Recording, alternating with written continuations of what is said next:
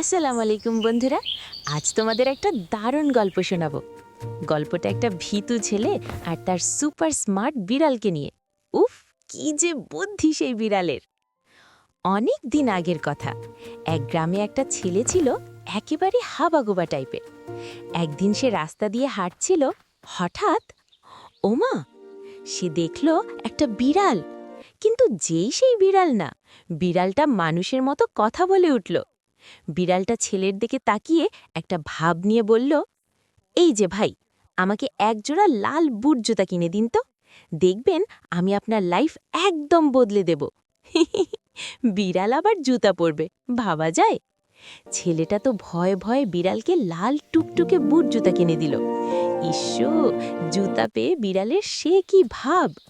জুতা পায়ে দিয়ে বিড়ালটা খটখট খট করে সোজা বনে চলে গেল। সেখানে গিয়ে বিড়ালটা বুদ্ধি করে বড় একটা মাছ ধরল। ধপ্পাস করে মাছটা ধরল কিন্তু।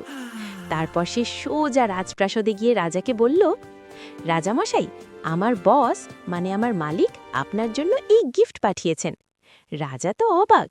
জুতা পরা বিড়াল দেখে রাজা খুব মজা পেলেন। রাজা তো হেসেই কুটিপাটি। এভাবে রোজ রোজ বিড়ালটা রাজার জন্য নতুন নতুন গিফট আনতে লাগল।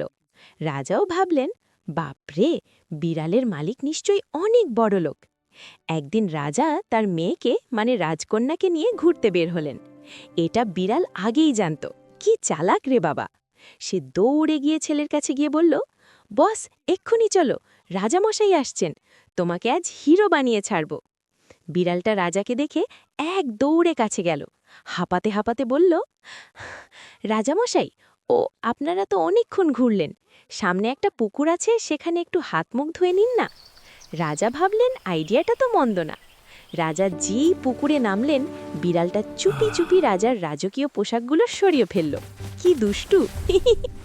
তারপর বিড়ালটা চিৎকার শুরু করল, বাঁচাও বাঁচাও, কে যেন আমাদের রাজামশাইয়ের সব কাপড় চুরি করে নিয়ে গেছে। ওরে বাবা, কি অভিনয়! বিড়ালের ইশারা দেখে ছেলেটা দৌড়ে এলো। সে আগে থেকেই লুকিয়ে রাখা রাজার কাপড়গুলো নিয়ে এসে বলল, এই নিন মহারাজ, আমি চোরকে তাড়িয়ে আপনার কাপড় উদ্ধার করেছি। রাজা তো মহা খুশি। তিনি ভাবলেন, আরে, এই ছেলের তো অনেক সাহস। রাজা খুশি হয়ে রাজকন্যার সাথে ওই ছেলের বিয়ে ঠিক করে ফেললেন। ওলে বাবা লে, ছেলে তো খুশিতে বাকবাকুম। কিন্তু গল্পের টুইস্ট এখনো বাকি, চোখ বড় বড় করে বলবে।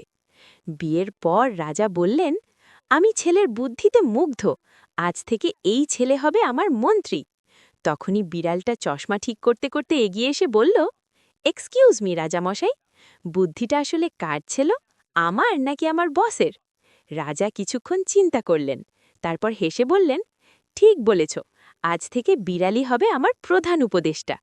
আর সেই ছেলে, সে হলো বিড়ালের পিয়ে, মানে বিড়াল এখন হুকুম দেয় আর ছেলে দৌড়ে গিয়ে তার জন্য দুধ নিয়ে আসে।